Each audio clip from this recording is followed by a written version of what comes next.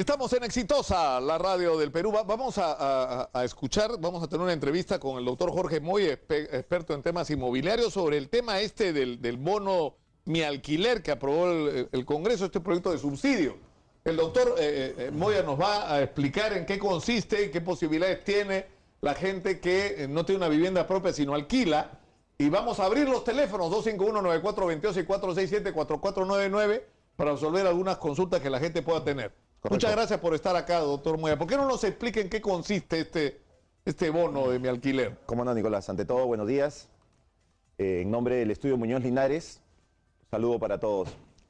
El día de ayer, en el Congreso de la República, se aprobó este proyecto de ley llamado Bono Renta Joven. Es un bono, un subsidio que está orientado a personas de 18 a 40 años. ¿En qué consiste?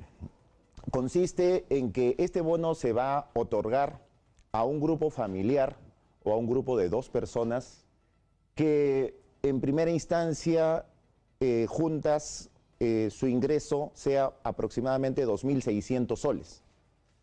Y se va a dar en determinadas zonas, ¿correcto? Que brinden un alquiler promedio de 1.500 soles el inmueble. ¿Este subsidio cómo va a consistir? Dado de que al día de hoy todavía no se ha reglamentado, el proyecto de ley ayer recién se ha aprobado, esto tiene que todavía promulgarse en el Ejecutivo y, como vuelvo a decir, reglamentarse. En primera instancia se estaría entregando un aproximado de 500 soles. Estos 500 soles, ¿cómo se distribuirían? Un 70% irían para cubrir parte del alquiler.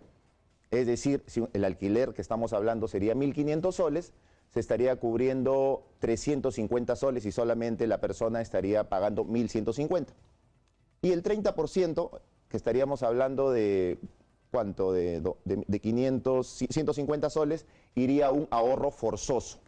A un ahorro forzoso que sería entregado a las personas que alquilarían dentro de 5 años, porque este subsidio es a un plazo de 5 años. En un plazo de 5 años, ¿cuánto sería más o menos un ahorro forzoso? Un promedio de 9.000 soles, que este monto le serviría a estas personas, a este grupo familiar o a este grupo conformado por 2 personas, para de repente ir ahorrando, ¿no?, de manera paralela. Y pagar la cuota inicial para una vivienda propia. Correcto. Esto no solamente va a traer el tipo de efectos para poder darle facilidades a personas joven, pero también hay que precisar que como todavía no se ha reglamentado, habría que especificar cómo va a ser focalizado este tema, porque ya desde que recién ayer se ha dado el proyecto, ya han comenzado a salir muchas voces, ¿no? Han salido muchas voces que por qué se da a la gente de 18 a 40 años, cómo se va a calificar a la persona de escasos recursos, por qué no se da a personas de tercera edad, por qué no se da a personas que están en zonas de emergencia o en estado de emergencia. Claro, que han sido afectadas por alguna catástrofe.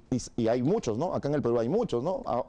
Pero, por ejemplo, el tema de los jubilados es un tema relevante. ¿Por qué? Porque lamentablemente hay una enorme deuda social con los jubilados. El Correcto. Estado le debe solo, el último cálculo que leí es que le debía 41.000 millones de dólares el Estado a la ONP, ¿no es cierto? Si uno se pone estricto Claro. a la hora de hacer los números. Entonces, evidentemente, los ingresos que tiene un jubilado no le alcanzan para tener una vida mínimamente digna y muchos de ellos viven en casas alquiladas. Y tú tocas un punto muy importante, porque ¿cuánto está el ingreso, la remuneración mínima vital? 950 soles. Si sumas 2 remuneraciones mínimas vitales, ¿cuánto es? 1.900. Ni siquiera llegan a los 2.600. Es por eso que han salido muchas voces, y permítame decir, con mi punto de vista, de que este tema no sea un tema demagógico, porque siempre hablamos, ¿no? Cuando sale la palabra subsidio, ¿qué estamos hablando, no? Que el gobierno abre el caño para ayudar a las personas.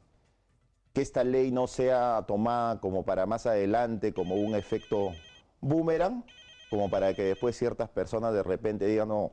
No, porque eso te puede generar clientelismo político y te puede generar todas esas suspicacias. Ahora, sin embargo, antes de abrir los teléfonos, hay algo que a mí me sorprende. No sé si la información es absolutamente rigurosa, pero me dicen que han devuelto como 800 millones de soles el año pasado al Ministerio de Vivienda que debieron ser usados para la promoción de la vivienda propia, techo propio, no sé, todos estos proyectos de vivienda que hay.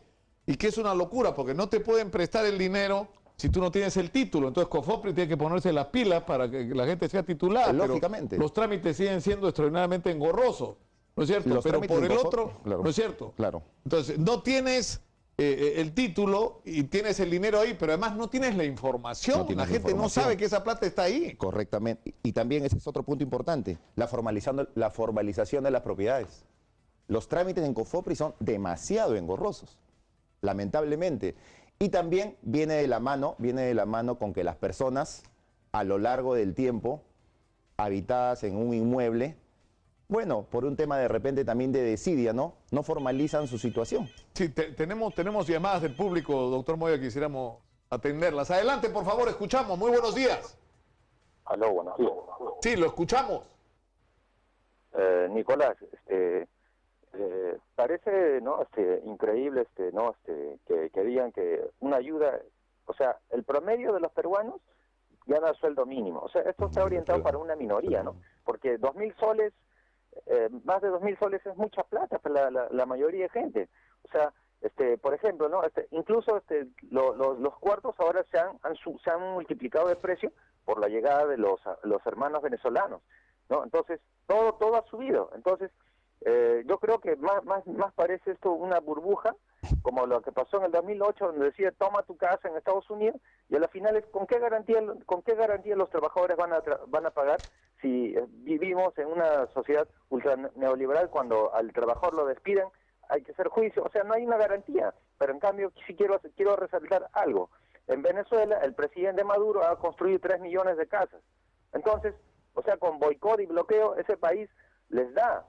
Pero acá no, o sea, acá te mandan a los cerros, con los traficantes, tu vida, todo, y encima no te dan título, nada. O sea, prácticamente estamos peor que Venezuela, ¿no? Porque, digamos, acá, promedio, lo hacen vivir ya con el salario que tiene, le hace vivir de malas formas. Y no quiero explayarme más, pero no me convence eso, pero sí hay un riesgo de burbuja, como pasó en Estados Unidos cuando decía compra tu casa y a la final la gente no sabía cómo pagar. Sí, vamos, es razonable lo que dice, ¿no? Efectivamente, ¿No? efectivamente. Vamos a recibir más llamadas del público. Adelante, por favor. Muy buenos días. Buenos días, le habla Luis. Adelante, Luis. Yo creo que aquí en el Perú todo necesita planificación. En la parte de la planificación de lo que es la vivienda, podría empezarse por la cuestión financiera. Nosotros tenemos acá recursos, que es de los trabajadores, ¿no? De la CFP.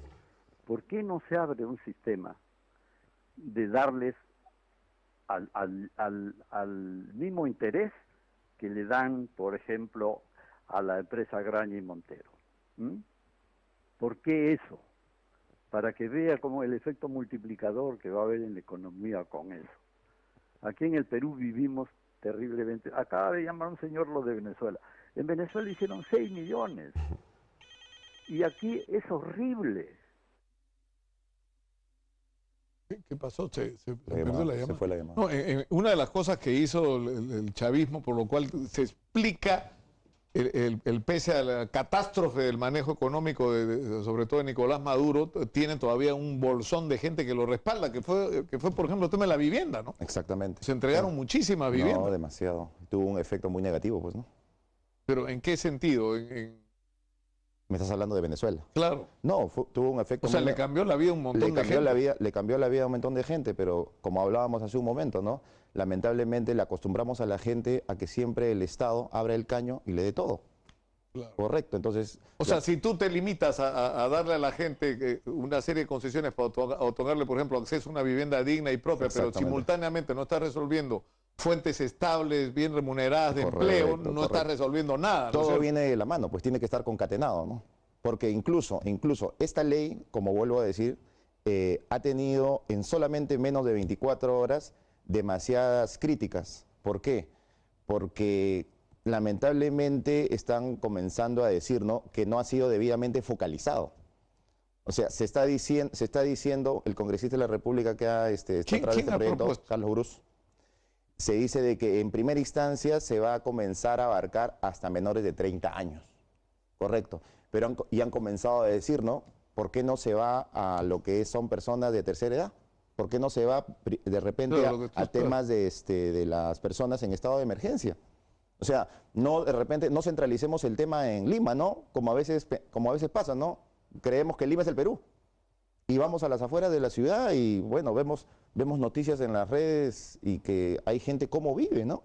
Cómo en las condiciones que vive, y vemos que estamos en el 2019 y es difícil de creer, ¿no? Difícil de creer. Yo creo, otra cosa también, el Ejecutivo tiene que ver bien este tema y cuánto va a ser el presupuesto de la República que va a designar este tema. Por eso yo soy bien claro en ese sentido, ¿no? Que recogiendo las palabras de uno de los oyentes que acaba de llamar, que este tema no sea de repente una burbuja, ¿no? De repente para tapar otras cosas que están pasando y todo en esta semana convulsionada políticamente todo lo que ha sucedido, ¿no? Ese es el tema. Bueno, yo le agradezco mucho al doctor Moya por estar con nosotros, pero lo que sí es cierto es que esto es una discusión que tiene que integrarse, ¿no? Exactamente. Es decir, no tomar iniciativas así, porque si no te pasa, por ejemplo, esto, ¿no? Que tienes dinero para financiar, apoyar proyectos de vivienda propia y tienes gente que necesita esos recursos, pero no tiene la información, por un lado, de que estos fondos existen, pero por otro lado no tiene el título porque los trámites siguen siendo engorrosos. Entonces, lamentablemente. Al final, tal vez deberíamos comenzar por resolver lo que ya está sobre la mesa, para lo cual ya hay fondos dispuestos a hacerlo bien, ¿no? Y ya que hablas de ese tema de título de propiedad es muy redundante. Es muy redundante. La gente, como vuelvo a decir, por un tema de desidia, lo deja.